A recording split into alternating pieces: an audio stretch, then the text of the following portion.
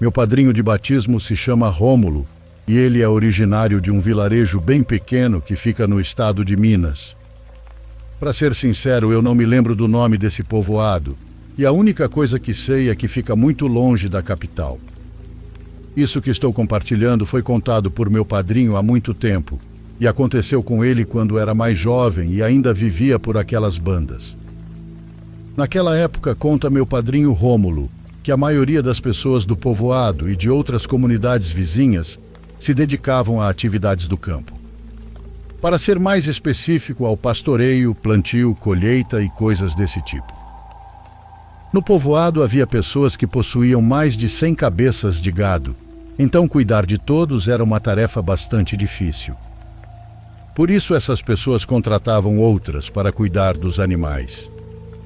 Devido à grande quantidade de gado, eles não eram guardados em estábulos ou currais, mas sim soltos nos terrenos dos donos para que pudessem se movimentar livremente.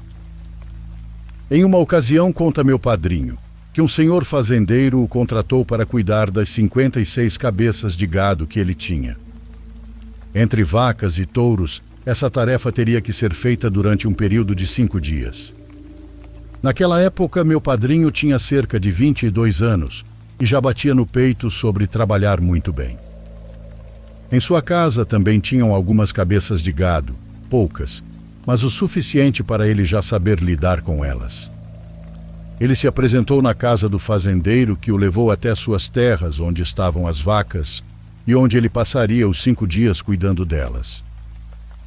Lá deram a ele uma pequena barraca para que a montasse no meio do campo e de lá vigiasse os animais dia e noite. O trabalho em si parecia fácil, pois os animais já tinham comida e água no local. A única preocupação que meu padrinho deveria ter era evitar que alguém tentasse roubá-los. Mas naquela época isso era raro de acontecer. E quanto a animais que pudessem atacá-los? Bom, segundo meu padrinho, eles quase nunca apareciam, pois o número de vacas era tão grande que esses predadores tinham medo de se meter com tantos animais. Antes de ir embora, o fazendeiro deu 3 recomendações ao meu padrinho para que ele não tivesse problemas naquele lugar. Na verdade, deu 3 regras que ele deveria seguir e ficar muito atento caso alguma delas acontecesse, pois disso dependeria a vida dos animais e, acima de tudo, a vida dele. Meu padrinho prestou atenção e as regras foram as seguintes. Regra número 1. Todas as noites, quando fizer a última contagem das vacas, se perceber que há uma a mais, ou seja, 57 em vez de 56, não se assuste, não diga nada e não faça nada. Apenas finja que nada aconteceu, pois isso significa que entre as vacas entrou algo do mal. Regra número 2. Se durante a noite você ouvir barulhos como passos ou alguém falando, evite sair da barraca. Mas se por algum motivo sair e ver uma mulher caminhando pelo campo, não fale com ela. Não importa se ela te cumprimentar ou disser algo, apenas a ignore e não responda absolutamente nada do que ela disser. Regra número 3. Se de madrugada você vir ao longe ou perto alguma luz ou fogo no céu, como bolas de fogo ou bolas luminosas, não faça nada. Volte a dormir e não se preocupe com o gado. Preocupe-se apenas com você, para que essas bolas não te vejam. Quando o fazendeiro terminou de dizer tudo isso, meu padrinho teve dificuldade de entender a que ele se referia, pois não sabia se era uma brincadeira ou algo assim. Mas a seriedade no rosto e a voz grave daquele homem indicavam que não era piada. Com aquelas regras e tudo que foi proseado, meu padrinho se sentou no campo. Depois que o fazendeiro foi embora, ele montou a barraca e se preparou para passar os 5 dias pelos quais foi contratado para cuidar daquele lugar. Na primeira noite, tudo esteve relativamente calmo. Ele acendeu um fogo na lata e esquentou um pouco da comida que havia levado. Enquanto a comida esquentava em uma frigideira velha, ele contou o número de cabeças de gado. Havia 56, nem mais, nem menos. Já à noite, quando foi dormir, Escutava os uivos dos cachorros, mas bem ao longe. Naquele momento, o gado também já estava dormindo. Eles sabiam se acomodar, uns encostados nos outros. De acordo com meu padrinho, assim passaram 3 dias sem nada de estranho, por assim dizer.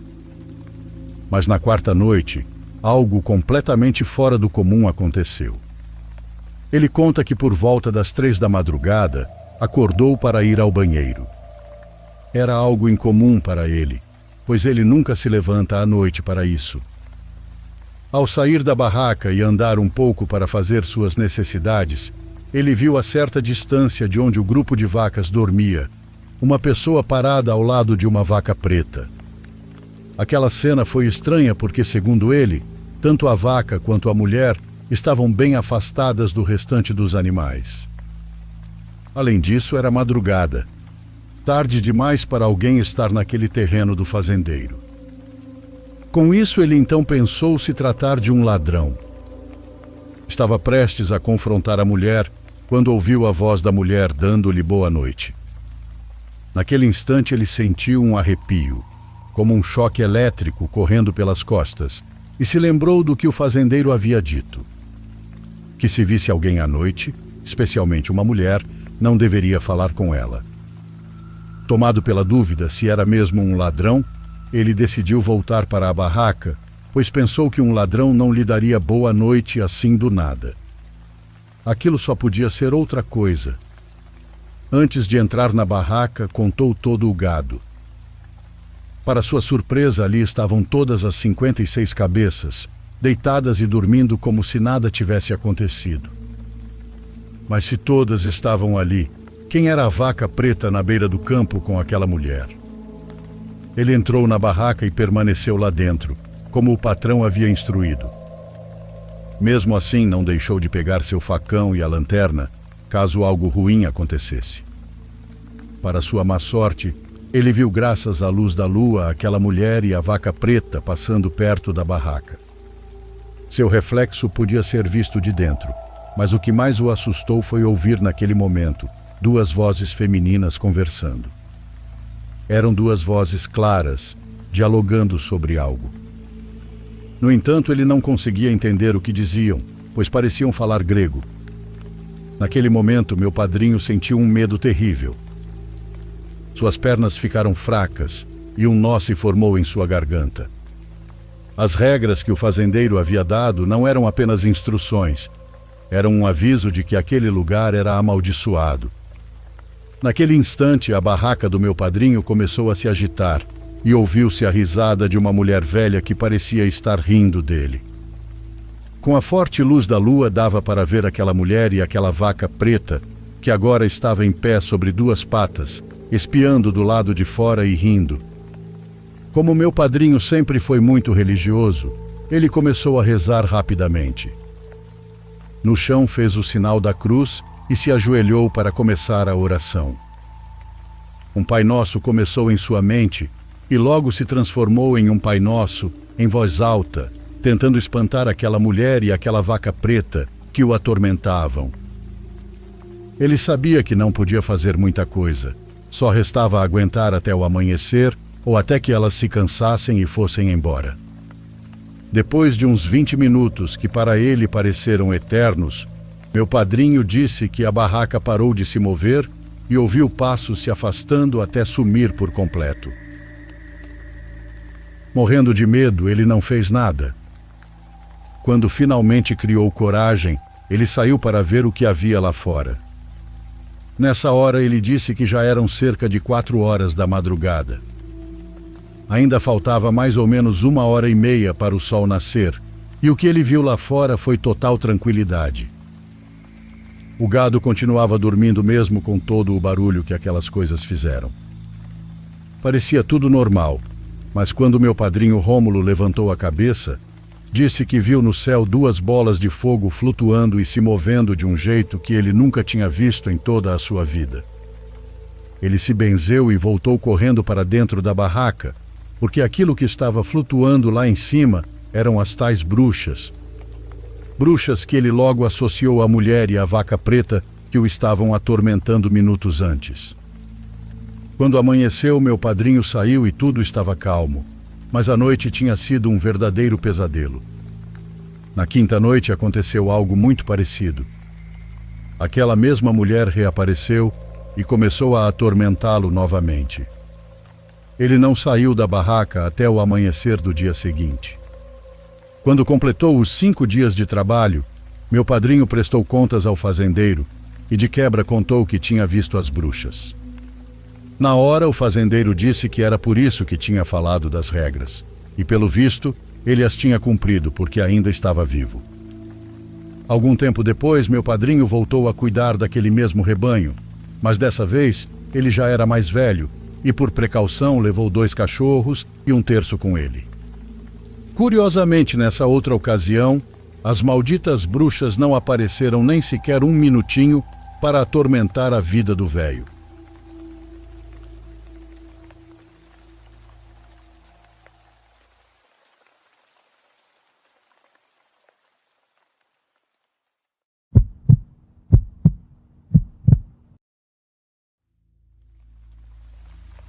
Meu nome é Selena Rios, e o que vou contar é tão real quanto o ar que respiro. No ano de 2008, meu então marido, meus 2 filhos, Hugo de 7 e Mário de 5, nos mudamos para Guadalajara, no México. Estávamos em busca de um novo começo. No início, tudo parecia estar indo conforme pensávamos, mas 4 anos depois meu casamento desmoronou. Após o divórcio em 2012, me mudei com meus filhos para uma casa em um condomínio tranquilo em Zapopan. Esperava recomeçar, mas desde o primeiro dia naquela casa, algo não parecia certo. Eu não conversava muito com os vizinhos, e embora a casa fosse espaçosa, com um enorme jardim nos fundos, havia uma estranha sensação de isolamento. As ruas do condomínio estavam sempre vazias, e eu não conhecia ninguém. Logo percebi que os poucos vizinhos eram reservados, como se evitassem contato. Acho que tudo começou com pequenos detalhes. Objetos fora do lugar ou murmúrios distantes à noite quando a casa estava em completo silêncio. Mas a primeira vez que realmente senti medo foi numa tarde, enquanto preparava um lanche. Pela janela da cozinha consegui ver meu filho Hugo brincando com outro menino no jardim. No começo achei que era o Mário, mas quando olhei direito algo não batia. Aquele menino usava uma camiseta azul e bermuda, e o Mário tinha estado no quarto o tempo todo. Justo quando me inclinei para ver melhor, um barulho atrás de mim me fez pular de susto. Mário entrou na cozinha e sentou-se à mesa me olhando com curiosidade. Mãe, com quem o Hugo está brincando?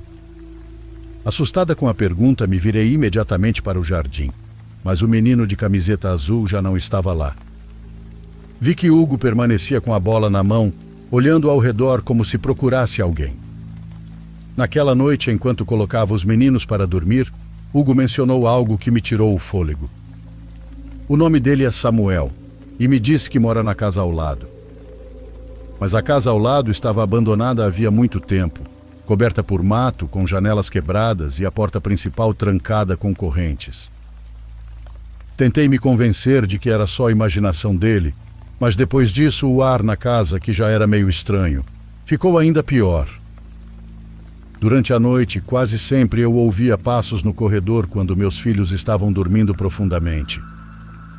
Mas o pior aconteceu uma semana depois, quando Hugo, com uma dicção que eu nunca tinha visto, me olhou fixamente e disse: "O Samuel quer saber porque a senhora também consegue vê-lo." Decidi conversar seriamente com meu filho naquela manhã, tentando manter a calma enquanto a preocupação me invadia. Pedi para ele me contar tudo sobre seu amigo Samuel e o que havia acontecido na tarde anterior. Com uma voz inocente, ele me disse que eram bons amigos. Também me disse que Samuel o convidava para ir até sua casa brincar com os brinquedos. Brinquedos que, segundo ele, estavam numa casa próxima, mas ele não sabia exatamente onde. A ideia de uma criança que não só vivia em uma casa abandonada, como parecia surgir do nada, e que estava tão próxima dos meus filhos, me gelou a alma.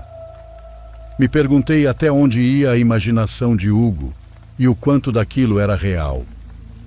Naquela noite, depois de colocar os dois para dormir, fiquei na cozinha mergulhada em pensamentos. Sempre fui uma pessoa fã do silêncio, mas a solidão daquela casa e o silêncio escuro das ruas me faziam se sentir estranha. Eu sabia que algo não estava certo, mas não conseguia nomear aquele sentimento. Tomei um café tentando me acalmar, mas a sensação de que algo estranho nos cercava só aumentava. De repente, uma corrente gelada atravessou a casa, como se um vento frio tivesse invadido o pequeno espaço onde eu estava. Me endireitei, sentindo a pele da nuca arrepiar. Um cheiro estranho, como esgoto aberto, começou a invadir meus sentidos. Nem precisava meus instintos me dizer que aquilo não era normal. Olhei pela janela e por um instante um rosto escuro apareceu. Era um menino, e não era nenhum dos meus filhos. Senti muito pavor quando vi aqueles olhos vazios que pareciam olhar através de mim, como se eu já não estivesse realmente ali. Me levantei rapidamente e fui até a porta que dava para o quintal. Quando saí, a escuridão me envolveu por completo.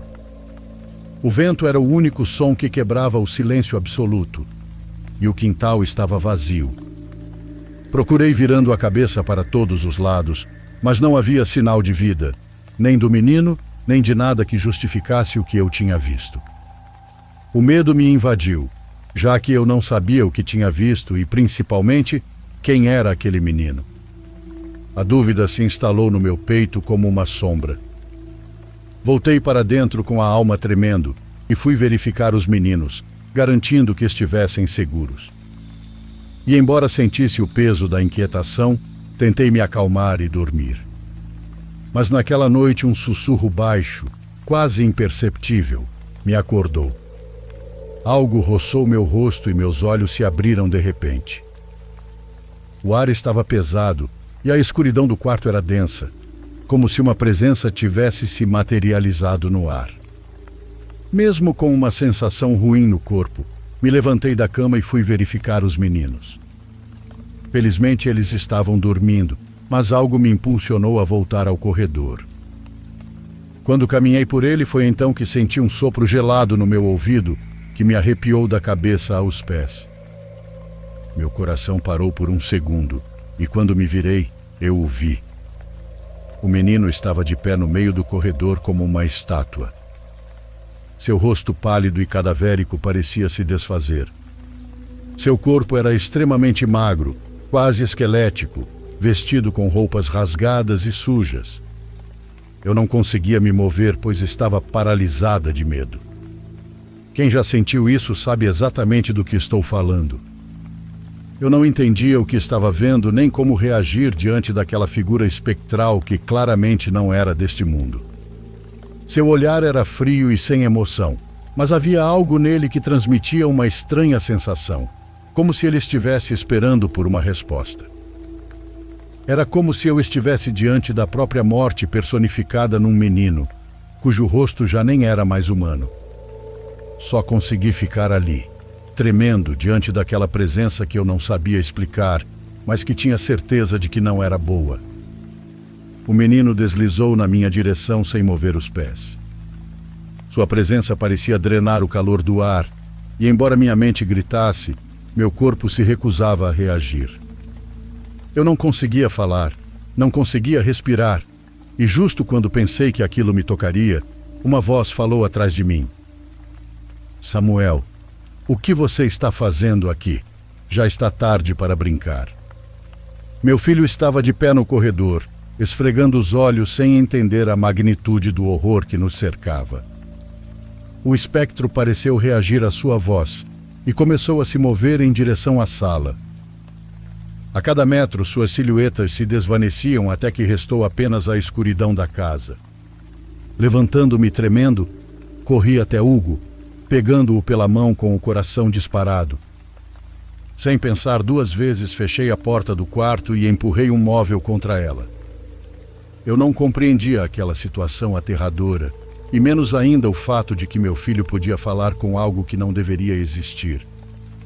Acabei o envolvendo em meus braços, me certificando de que ele era real, mas algo dentro de mim dizia que algo havia se quebrado. Minha casa já não era um refúgio, era um ninho de sombras, e meus filhos estavam em perigo estando ali. Na manhã seguinte, ainda com as imagens da noite anterior queimando em minha mente e em busca de respostas, tive coragem de contar o que havia acontecido a algumas colegas de confiança no trabalho. Eu não esperava que acreditassem em cada palavra, mas elas acreditaram. Uma delas me falou de uma mulher que fazia limpezas espirituais, alguém famosa por enfrentar o que outros nem sequer se atreviam a nomear.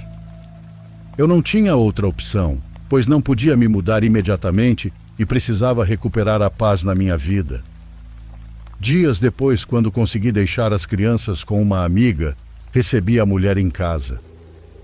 Me espantou o fato dela ser muito idosa e com o rosto marcado pela vida, mas tinha um olhar que parecia atravessar tudo. Assim que cruzou a porta, parou, inspirou profundamente e disse: "Opa, aqui não está sozinha, filha." Não tive tanto medo das palavras como tive na noite em que vi aquilo. A mulher começou a preparar seus incensos, ervas e um copo com água que colocou sobre a mesa da sala de jantar. Suas orações impregnavam cada canto da casa à medida que ela avançava pelos corredores. Dava realmente para sentir como o ar se tornava cada vez mais pesado, como se a própria casa rejeitasse sua presença. E então aconteceu. Do nada, um forte estrondo sacudiu a sala. A mulher caiu de joelhos agarrando-se a um rosário e murmurando muitas coisas ao mesmo tempo. Uma rajada gelada percorreu o cômodo e Samuel apareceu. Mas já não era o mesmo.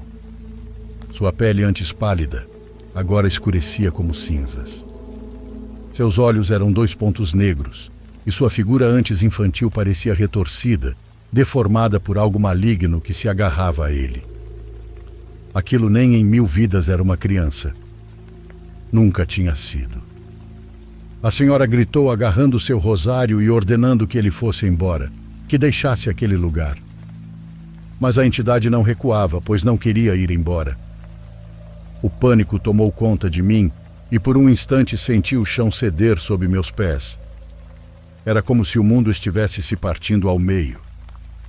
Eu estava presa em uma casa amaldiçoada, diante de uma presença que sabe-se lá de onde surgiu. E então todas as luzes começaram a se apagar. Todas. Nenhuma ficou acesa. A noite se estendeu e a senhora lutou com todas as suas forças para libertar a casa. Mas seus cânticos de proteção, que antes pareciam seguros, agora eram abafados pelos rugidos de uma força que zombava dela. Cada tentativa de expulsar o espírito só o alimentava, como se algo ainda mais escuro estivesse tomando conta do lugar. A pressão no ar era insuportável, como se um peso invisível nos roubasse o fôlego. A senhora, exausta, com o rosto pálido e coberto de suor, olhou para o vazio com desespero. Suas palavras tremeram ao dizer aquilo que eu já intuía. Isso não é algo comum. O que temos aqui não é uma alma perdida, é algo muito mais maligno. O demônio que está preso aqui não quer ir embora. Ele está enraizado nesta casa. Não sei ao certo o que, mas aqui aconteceram coisas horríveis no passado. A revelação dela me atingiu como um soco. Quem trouxe esse demônio para nossa casa? Quem lhe deu o poder de nos invadir com tanta fúria? As respostas se perdiam no ar, porque nem aquilo nos respondia. A batalha se estendeu até o amanhecer, mas a escuridão não cedeu. Por fim, exausta, a mulher se ajoelhou, implorando ajuda ao divino. Mas suas palavras foram afogadas por gritos horrendos, um rugido de fúria que pareceu estremecer os alicerces da casa. A luz do dia chegou com uma calma, mas o caos da noite havia deixado cicatrizes em nossas mentes e corpos. A mulher, visivelmente traumatizada, olhou para fora e então me disse: "Temos que ir embora, pois não é seguro continuar aqui. O demônio está muito arraigado e nós não vamos vencê-lo sozinhas." Com aquelas palavras soube que não havia mais volta. Naquele dia abri todas as janelas e peguei Hugo, que ainda parecia confuso, mas com uma estranha tristeza no rosto. Ele era o único que, apesar de tudo, parecia lamentar ter que partir. Para ele, a casa era seu lar, seu lugar de brincadeiras. Mas eu sabia que nada daquilo existia mais. Peguei meus filhos e saímos daquela casa com as coisas que conseguíamos levar até um hotel. A sensação de que algo havia nos observado, de que algo havia nos reivindicado, nunca me abandonou. A lembrança daquela noite permanece comigo até hoje.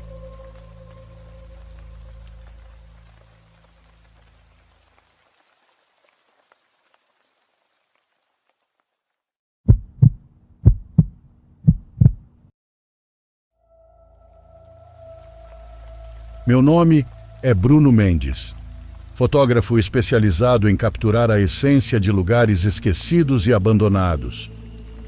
Há anos percorro o mundo em busca desses espaços que o tempo e a humanidade deixaram para trás, tentando contar suas histórias através da minha lente.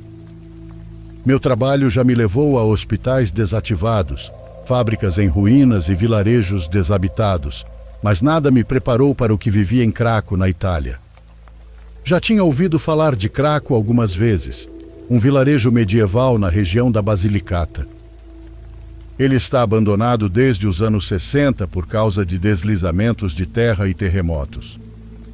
As imagens que eu havia visto mostravam um lugar parado no tempo, com construções de pedra se desfazendo lentamente sob o sol do sul da Itália. Decidi que precisava ver com meus próprios olhos e documentar o estado atual do lugar. Cheguei à Itália na primavera, uma época em que o clima é mais ameno e a luz perfeita para a fotografia. Depois de alugar um carro em Roma, parti rumo ao sul, atravessando paisagens que alternavam entre colinas verdes e pequenos vilarejos cheios de história. A estrada foi se tornando cada vez mais estreita e sinuosa conforme eu me aproximava do destino, e a sinalização era escassa. Finalmente, após várias horas dirigindo, avistei as ruínas de Craco no alto de uma colina, dominando a paisagem ao redor. Estacionei o carro nos arredores do vilarejo, onde um aviso alertava sobre o perigo de desmoronamentos e a proibição de entrar sem guia. No entanto, eu havia lido que, com os devidos cuidados, era possível explorar algumas áreas por conta própria. Equipado com minha câmera, uma lanterna e uma mochila com suprimentos básicos, comecei a subir pelo caminho de pedras que levava ao coração do lugar. O silêncio era absoluto. Apenas o som dos meus passos e o canto ocasional de algum pássaro rompiam a quietude. As ruas estreitas e sinuosas eram ladeadas por edifícios de pedra, muitos com fachadas em ruínas e telhados desabados. As portas de madeira, algumas ainda de pé, rangiam suavemente ao vento. Parei na praça principal, onde uma igreja desafiava o tempo. Enquanto fotografava a igreja de diferentes ângulos, notei algo peculiar. Numa das janelas do segundo andar de um prédio vizinho, uma cortina parecia se mover levemente, como se alguém a tivesse puxado para me observar. Imediatamente deduzi que devia ser o vento, embora quase não houvesse brisa. Ao entrar no prédio, o cheiro de umidade e decomposição me atingiu de imediato. O chão estava coberto de entulho e os poucos móveis que restavam estavam quebrados e espalhados. Subi as escadas com cautela, evitando as áreas que pareciam instáveis. Ao chegar ao segundo andar, fui até o cômodo cuja janela dava para a praça. Não havia indício de que alguém tivesse estado ali recentemente. Tirei algumas fotos aproveitando o momento e não dei mais importância ao ocorrido.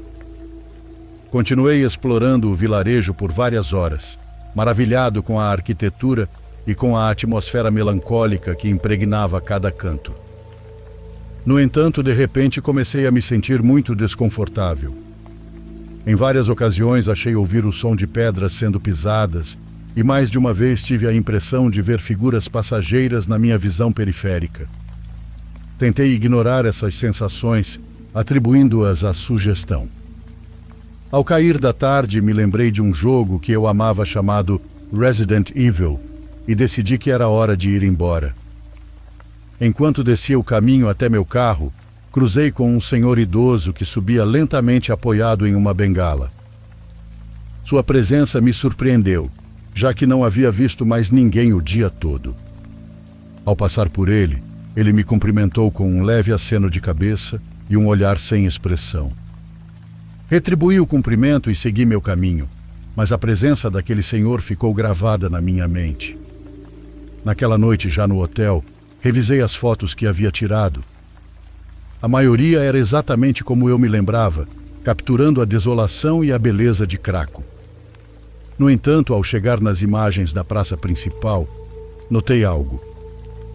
Em uma das fotos na janela onde eu havia visto a cortina se mover, distinguia-se claramente uma figura humana. Ampliei a imagem tentando ver mais detalhes, mas a figura estava desfocada, quase como se não pertencesse totalmente ao ambiente. Não tinha traços definidos, apenas uma silhueta escura e alta, junto ao batente da janela. Estava olhando para baixo, para mim. Revisitei outras fotos tiradas de ângulos diferentes, e em pelo menos mais 3 delas era possível distinguir a mesma forma, sempre me observando. Não dormi bem naquela noite. Uma parte de mim sabia que o que eu tinha visto não era uma ilusão de ótica. Havia algo naquela figura, na sua maneira de estar presente sem realmente estar, que me causava um desconforto profundo. Ainda assim tentei racionalizar. Pensei que talvez fosse outra pessoa, algum explorador ou até mesmo um morador de rua abrigado nas ruínas. Na manhã seguinte decidi voltar àquele lugar. Fiz isso sem avisar ninguém, nem mesmo o guia local que costumava acompanhar turistas. Não pretendia tirar mais fotos, só queria confirmar que não havia nada estranho e que tudo tinha uma explicação lógica. Subi novamente até o coração do vilarejo e percorri o prédio onde tinha visto a figura. Cada cômodo estava vazio e tão deteriorado quanto no dia anterior. Não encontrei pegadas nem sinais recentes de presença humana. No entanto, ao sair, parei em frente à igreja. Algo me impulsionou a entrar, mesmo que as portas mal se sustentassem. O interior estava escuro e o altar coberto por entulho e teias de aranha. Avancei entre os bancos de madeira até o centro do recinto. Não sei quanto tempo fiquei ali, mas antes de sair ouvi algo. Não foi um som alto, mas uma espécie de sussurro seco, quase como uma respiração profunda que ressoou bem atrás de mim. Ao me virar, senti uma presença. Não como uma energia, mas como algo físico, tangível. Foi então que decidi ir embora de vez. Não tirei mais fotos, não gravei vídeos, apenas desci a colina, entrei no carro e parti. Nos dias seguintes evitei rever as fotos. Me concentrei em outras coisas tentando me desconectar da viagem. Semanas se passaram até que eu finalmente consegui abrir a pasta com as imagens de Craco. Quando o fiz, descobri que em uma das fotos tirada pouco antes de eu ir embora no primeiro dia, a figura reaparecia, mas desta vez não estava na janela. Estava na entrada da igreja e não olhava para mim. Estava de costas, como se tivesse me deixado entrar. Nunca mais voltei a Craco. Mudei de projetos e deixei de fotografar vilarejos abandonados. Trabalhei em muitos lugares desde então, como em ruínas industriais, asilos esquecidos ou zonas de guerra. Porém, nada se compara ao que vivi em Craco. Não pelo que vi, mas pelo que senti. Às vezes, o que mais pesa não é o que você captura com a câmera, mas o que não consegue deixar para trás. Obrigado por compartilhar minha história.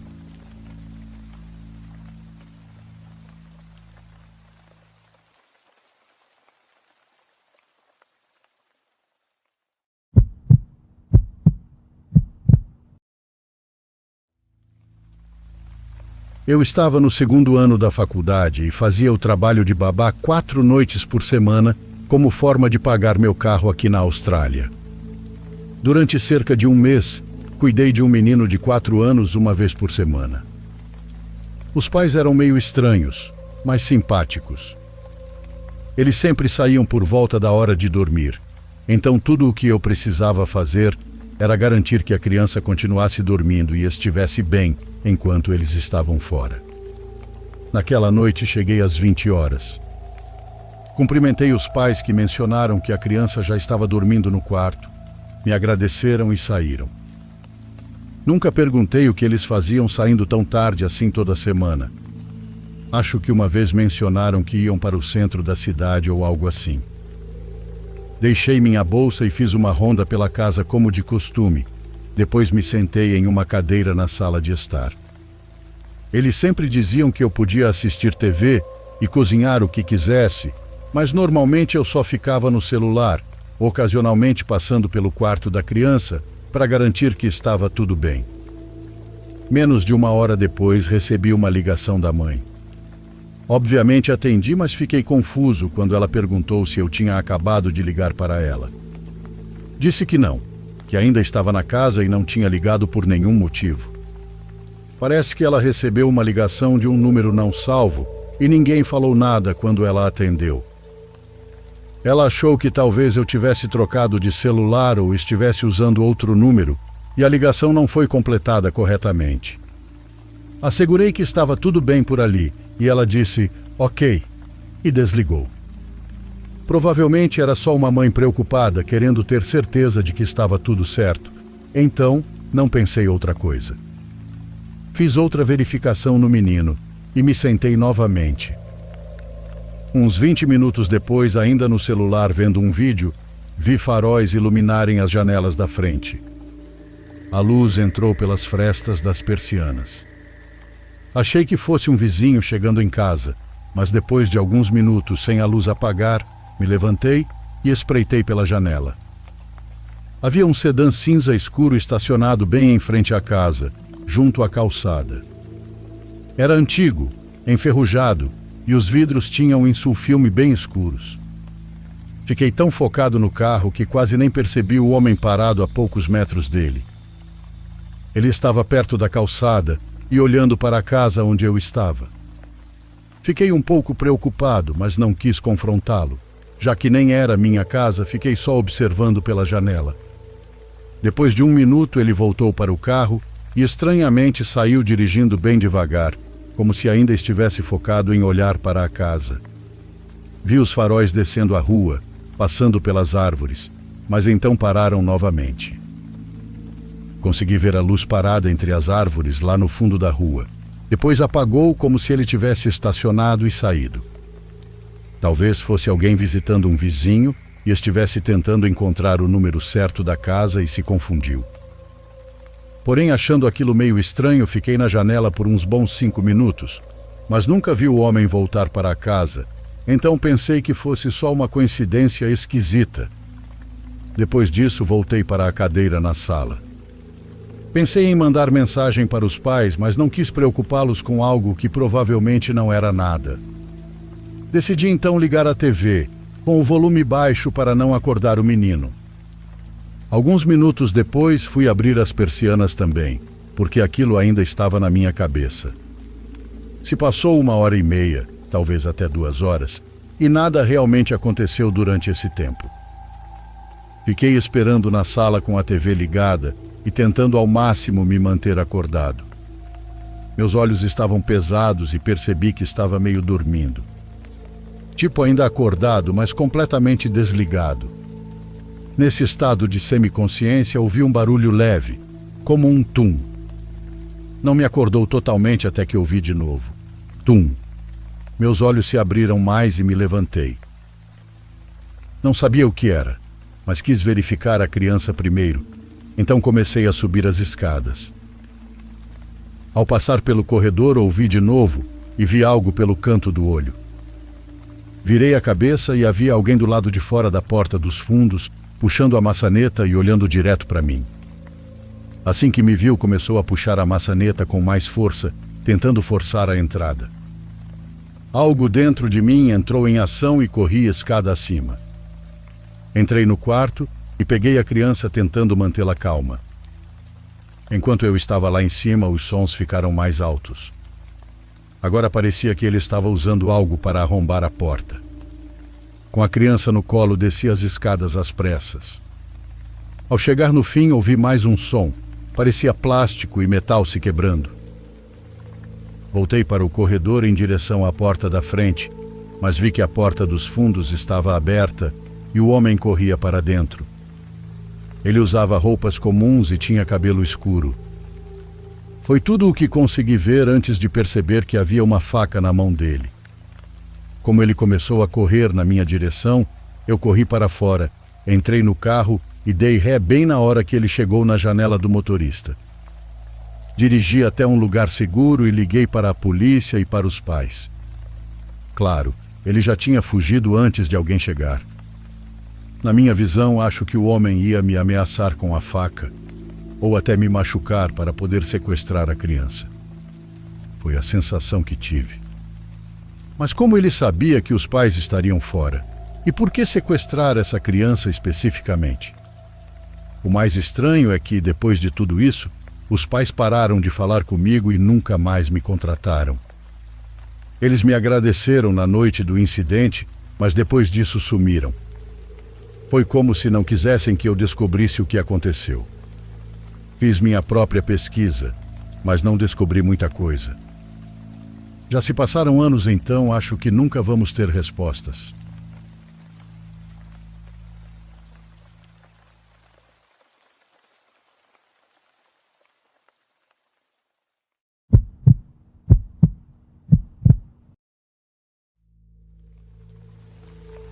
Trabalho como vigia há vários anos. Sempre fui designado para lugares isolados ou edifícios em reforma. Não é o trabalho mais top, mas paga as contas.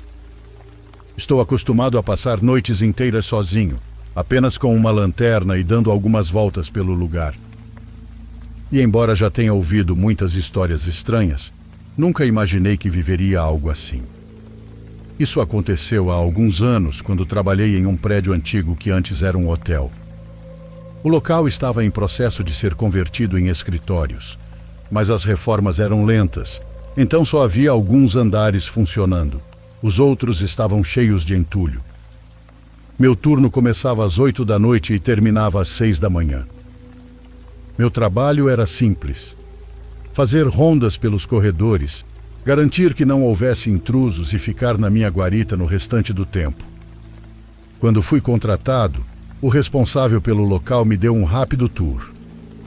Ele me explicou quais áreas estavam ativas e quais não, além de me dar um aviso muito específico. No último andar havia um quarto trancado com cadeado. Ele me disse que eu não precisava me preocupar com aquela porta, que o local estava cheio de amianto e não era seguro.